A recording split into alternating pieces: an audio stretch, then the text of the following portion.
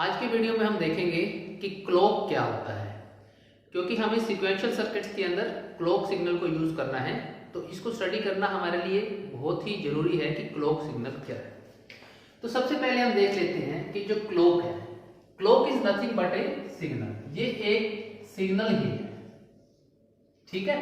और इसकी जो शेप है वो किस टाइप से होगी, वो इस टाइप से होगी। यहाँ पर हमने टाइम बना रखा है, तो टाइम के रिस्पेक्ट में हम क्लॉक सिग्नल को इस तरीके से बनाएंगे।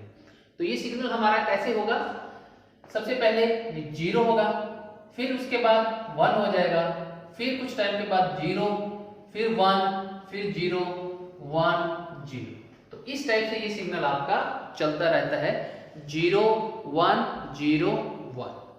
क्लियर है।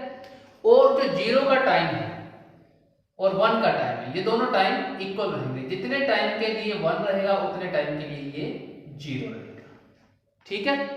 तो जितने टाइम के लिए ये 1 रहता है उस टाइम को हम क्या बोल देते हैं, टी ऑन, यानी कि ऑन टाइम, टी ऑन। और जितने टाइम के लिए 0 रहता है उसको हम बोलते हैं टी ऑफ, यानी कि ऑफ टाइम, ठीक है।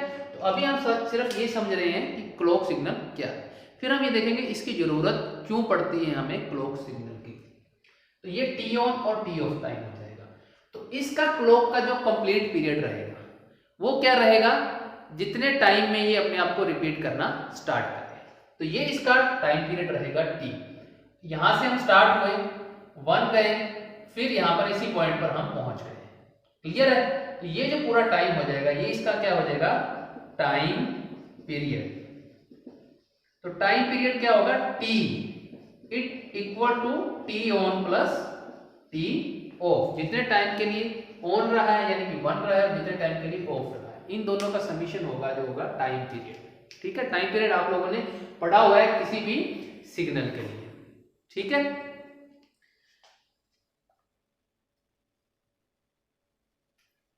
और इसकी जो एजेस रहेगी, ये एजेस, इन एजेस को हम क्या बोलेंगे, जब ये 0 से 1 जाएगा तो इस एज को बोलते हैं हम राइजिंग एज, या इसको हम बोल देते हैं लीडिंग एज। और जब ये 1 से 0 जाएगा, ये जो एज होएगी इसको हम बोलेंगे फॉलिंग एज। ये सारे टर्म्स हैं जो हम एक क्लॉक सिग्नल के साथ यूज करते हैं। क्लियर है। इसके बाद हम देखते हैं कि इस क्लॉक सिग्नल की हमें जरूरत क्या पड़ती है। देखिए हमारे पास कोई भी सीक्वेंशियल सर्किट है तो उसके अंदर हम क्या लगाते हैं, कुछ आपकी इनपुट्स होंगी और इन इनपुट्स के बेस पर आउटपुट आती है, ठीक है। इसके साथ हम यूज करते हैं एक क्लॉक। अगर हम क्लॉक यूज नहीं करेंगे तो क्या होगा, इसकी जो आउटपुट है वो किस पे डिपेंड करेगी, इनपुट्स के ऊपर। और अगर इन बिटवीन कभी भी आपकी इनपुट्स चेंज हो जाती हैं तो आउटपुट भी क्या हो जाएंगी, चेंज हो जाएगी। लेकिन अगर हमें ऐसा रिक्वायर्ड नहीं है कि आउटपुट चेंज हो जाए कभी भी, तो उससे क्या है, आपका जो पर्पस है वो सोल्व नहीं हो पाएगा, ठीक है। तो हमें क्या रिक्वायर्ड है कि आपकी आउटपुट जो है ये चेंज हो ओनली व्हेन रिक्वायर्ड। जब आपको जरूरत है तभी आपके आउटपुट चेंज हो, डिपेंडिंग अपॉन इनपुट। लेकिन अगर क्लॉक नहीं है तो आउटपुट कभी भी चेंज हो सकती है, क्योंकि इनपुट की वैल्यूज चेंज हो सकती है किसी भी रैंडम सिग्नल की वजह से। तो इसलिए हम यहां पर क्या लगा देते हैं, क्लॉक। अब अगर आपने क्लॉक लगा दी तो पर्टिकुलर टाइम के ऊपर एट पर्टिकुलर टाइम इंस्टेंट, सिर्फ एक पर्टिकुलर टाइम इंस्टेंट के ऊपर ही आउटपुट चेंज होगी, डिपेंडिंग अपॉन इनपुट। की इनपुट सिग्नल क्या है उसके अकॉर्डिंग आउटपुट चेंज होगी, लेकिन पर्टिकुलर टाइम के ऊपर। तो क्लॉक एक तरीके से ये घड़ी का काम कर रहा है, क्लॉक का काम कर रहा है कि किस टाइम पर आपकी आउटपुट चेंज होनी है, डिपेंडिंग अपॉन इनपुट। क्लियर है। अब आपकी जो आउटपुट है वो क्लॉक के अकॉर्डिंग कैसे चेंज होती है। तो अगर हमने एक सर्किट बना दिया और इसमें क्लॉक अप्लाई कर दी इस टाइप की, तो अगर हमने इस सर्किट को इस तरीके से बनाया है कि क्लॉक जब आपकी 1 हो तभी ये सर्किट काम करेगा। तो जब भी क्लॉक 1 हो यहाँ पर, यहाँ पर, यहाँ पर, तभी ये सर्किट काम कर रहा है। जब ये 0 रहेगी तब ये काम नहीं करेगा। क्लियर है? या आपका सर्किट ऐसा भी हो सकता है कि क्लॉक जब 0 हो तब काम करे, तो ये इन पॉइंट पर काम करेगा, जब 1 हो तब काम नहीं करेगा। ठीक है? तो इस तरीके के अगर क्लॉक अप्लाई करते हैं तो उसको हम क्या बोलते हैं? लेवल। ये लेवल्स हैं 0 एंड 1, तो वो हो गया लेवल ट्रिगरिंग बोलते हैं, लेवल क्लॉक ट्रिगरिंग, कि आपका सर्किट लेवल्स के ऊपर काम कर रहा है। किसके? क्लॉक के ऊपर। अब सर्किट आप ऐसे भी डिजाइन कर सकते हो जिसमें वो एज के ऊपर काम करे, कि यानी कि ये सर्किट आपका काम करेगा कब? जब आपका सिग्नल, कौन सा सिग्नल? क्लॉक सिग्नल, यहां पर आप दे रहे हो को 0 से 1 जा रहा है, यानी कि इसकी राइजिंग एज पे, या हम क्या कहते हैं लीडिंग एज पे वो काम कर रहा है। जब क्लॉक सिग्नल 0 से 1 की तरफ जा रहा है, इस एज के ऊपर ये सर्किट काम करेगा। ठीक है? या इसका उल्टा हो सकता है कि आपका 1 से 0 की तरफ जा रहा है, कौन सी एज हो जाएगी? ये फॉलिंग एज, इसके ऊपर काम करेगा।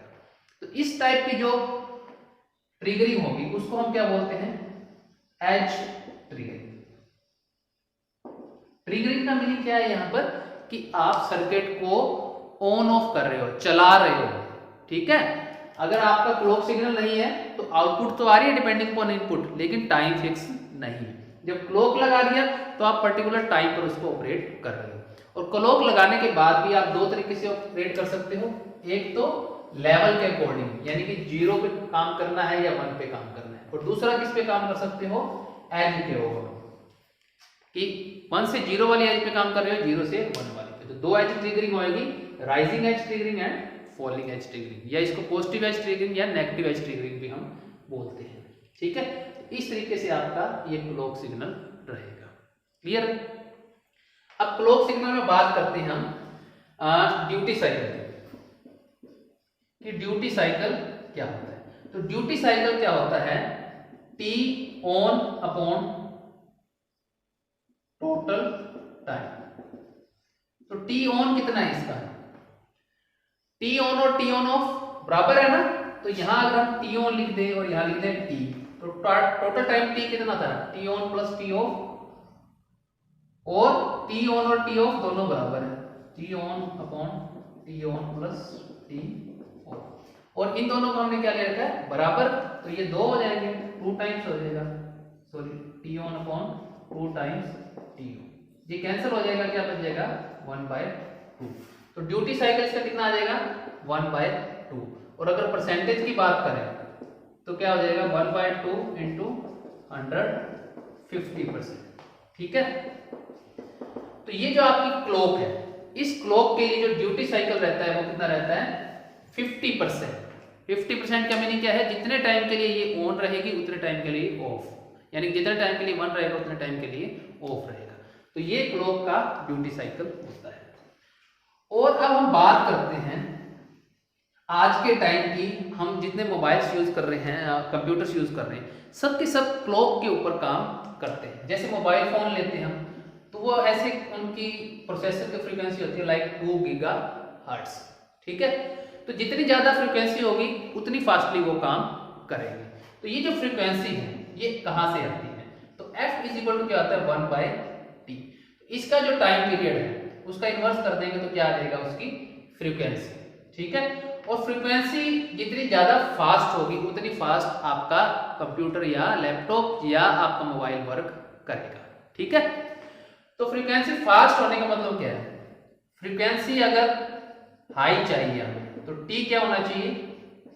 लो, और कह सकते हैं स्मॉल। तो टी जितना कम होता जाएगा उतना फास्टली वो सर्किट काम करेगा, यानी कि स्मॉल होगा तो आपका ये क्लॉक पास बनेगी। क्लियर है?